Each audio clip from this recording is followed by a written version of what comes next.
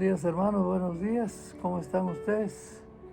Qué gusto que nos volvamos a ver.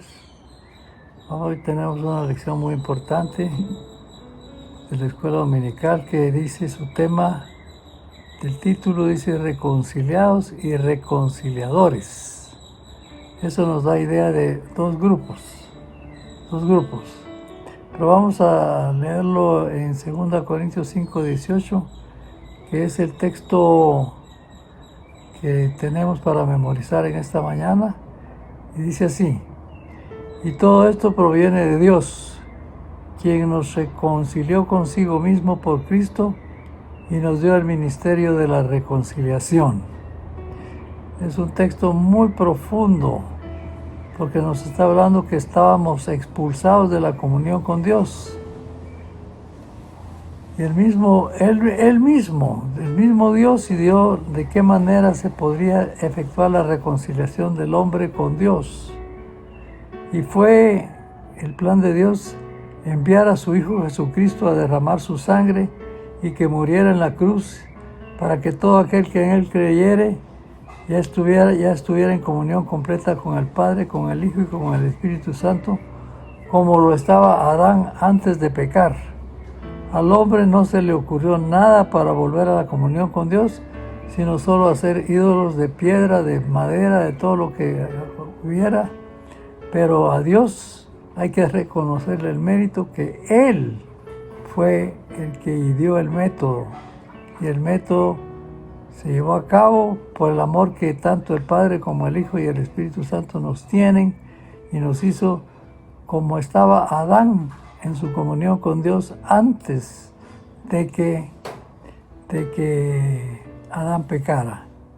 Al hombre no se le ocurrió nada, pero gracias a Dios, Dios tuvo un plan, como lo tiene ahora para la eternidad, para cada uno de nosotros que obedecemos su palabra.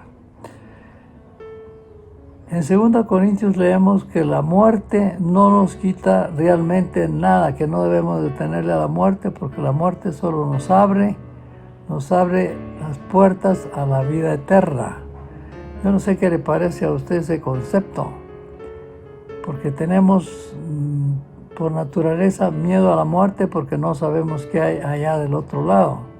Pero aquí nos dice la Biblia que realmente lo único que hace es abrirnos la puerta a la vida eterna, porque nos dice Jesucristo que lo que se ve, que lo que nosotros vemos es temporal, pero que lo que no vemos, eso es eterno.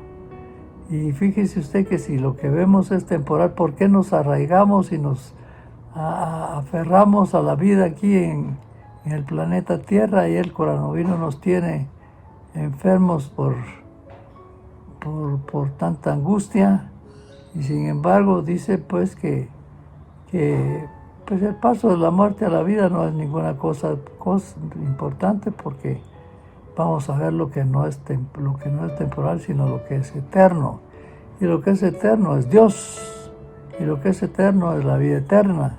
Y lo que es eterno son los ángeles. Y lo que es eterno es el cielo.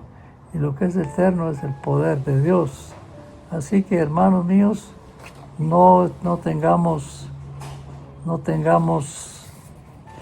miedo de la muerte. El mensaje que Dios quiso dar o nos quiere dar en esta mañana es que a través de la muerte de Jesucristo dice que fue hecho pecado para que nosotros pudiéramos ser salvos. Y fue hecho pecado, y por eso, porque fue hecho pecado, fue que pasó en la cruz, derramó su sangre y dio su vida en rescate por todos aquellos que quieran creer en Él. Así que el mensaje de que el plan es de Dios, es el que tiene importancia, es Dios. Cuando usted está peleando con su esposa, y el que tiene importancia es el que busca la manera de hablarle a la esposa para que los problemas no sigan. El otro pues simplemente es un ente pasivo que espera. Pero Dios no esperó que usted esperara, sino que mandó a su Hijo Jesucristo para que fuera hecho pecado y como pecado sufría la muerte de cruz, en vez de que usted muriera, Él vino a morir por usted para que tenga vida eterna. Y el mensaje no es solo para usted, el mensaje es para todo el mundo.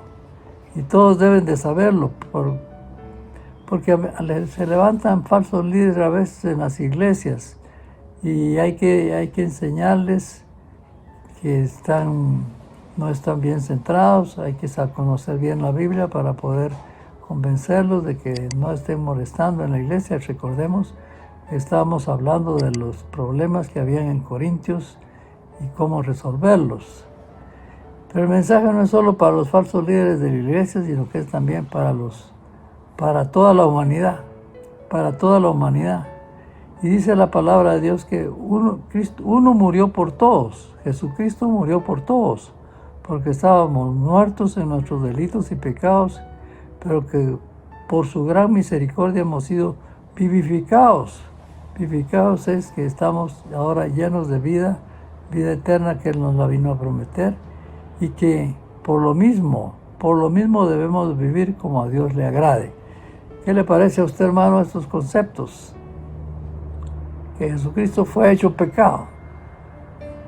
¿Y cuál fue el pecado que le imputaron a Jesús? El suyo, el mío, el de mi familia, el del mundo entero. Jesucristo, que era santo, fue hecho pecado y crucificado como pagando el pecado que a todos nosotros nos correspondía. De tal manera que dice, uno murió por todos porque estábamos muertos en nuestros delitos y pecados. Y por su gracia hemos sido vivificados, vueltos a vivir. Y por lo mismo debemos de vivir como a Dios le agrade. Yo no sé cómo vive usted, hermano, pero usted debe vivir como a Dios le agrada. Y Él le ha dicho claramente cuál es lo que le agrada y qué es lo que no le agrada. Usted no puede vivir entre dos pensamientos. Tiene que vivir o como Dios quiere o como su carne quiere, pero ya sabe que entonces está fuera del sacrificio del Señor. Y dice que hemos sido hechos nuevas criaturas. Dice que hemos sido hechos nuevas criaturas y todas las cosas pasadas ya ni siquiera cuentan. Así que de hoy en adelante, pues tenemos una responsabilidad de vivir siempre conforme a Dios le agrada. No podemos vivir conforme a la carne. Nos hace otra persona. Si alguno está en Cristo, dice el texto, nueva criatura es. ¿Es usted nuevo o sigue siendo la misma cosa que era hace 5 o 10 años? Si no ha cambiado su carácter, si no ha cambiado su manera de vivir, si sigue haciendo las mismas cosas malas, pues usted simplemente no ha sido cambiado por su decisión de aceptar a Jesucristo, lo cual significa que usted no ha querido, ha tenido en poco la salvación tan grande ofrecida por el Señor Jesucristo. Y dice ahí en Hebreos, ¿cómo escaparemos si tenemos en poco una salvación tan grande? Y por lo tanto, si ahí dice la palabra que hemos sido hechos nueva criatura y que las cosas viejas pasaron porque todo es hecho nuevo. ¿Es cierto que ha sido usted hecho nuevo o sigue siendo la misma cosa y la misma cosa y la misma cosa? Y se aferra con que solo al llegar a la iglesia cantar unos coritos ahí, y hablar con el vecino y medio escuchar el mensaje y salir tal como entró, así salió, sin que haya ningún cambio en su vida ni en su forma de pensar. Hermano, debe pensarlo más seriamente. Y dice Pablo, la gente no nos debe ni siquiera conocer ahora porque hemos sido cambiados por Cristo Jesús. Nos deben decir, puchicas, vos ya sos de persona diferente, ya no sos aquel que decía malas palabras, te emborrachabas, parrandeabas, te echabas tus cervezas y todo eso, ahora sos otro. Ojalá que la gente lo pueda decir así de usted, porque dice Pablo, ni siquiera a Cristo conocemos como lo conocimos, porque lo conocimos a Él cuando lo tildábamos de profeta o de maestro, pero ahora ha sido transformado en nuestro Señor y gran Dios Jesucristo. Pero Cristo murió y se fue, pero dejó un encargo a todos sus seguidores. El interés de Él no es solo usted y yo, el interés de Él es todas las almas, porque dice el Señor allá en el Antiguo Testamento, todas las almas son mías, y Él las ama, y ama al pecador, pero lo usa a usted como embajador que presenta a la gente que no conoce, presenta al reino de los cielos.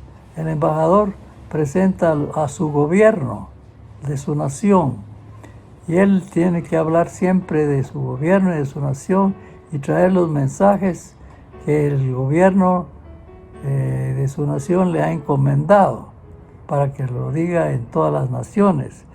Así, en igual forma, somos embajadores, dice, de la patria celestial. ¿Cree usted que ella es un embajador o todavía es uno que se esconde, que no habla, que se calla? Hermano, hermana, aflíjase porque usted no está haciendo la voluntad de Dios.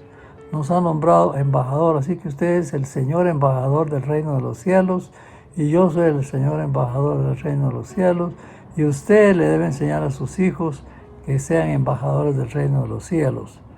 En el nombre de Cristo Jesús somos embajadores y Dios nos nombra representantes de Dios.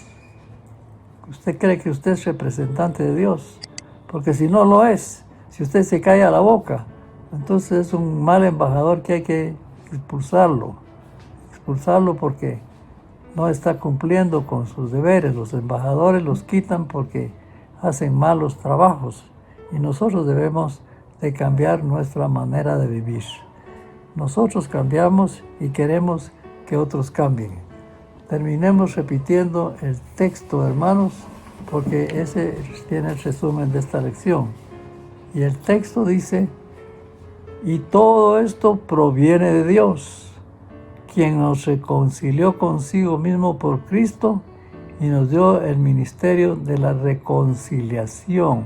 Usted es el responsable de que las almas se reconcilien con Dios. Así que no venga y me diga, pues ahí pasando, haciendo como que soy cristiano, pero cómo cuesta, nada de cómo cuesta, es un placer. Así que ojalá que estas palabras le sirvan a usted de inspiración. Que Dios lo bendiga, hermano, y que sea usted siempre una persona útil para el Señor y no un escarnio para el Señor. Amén.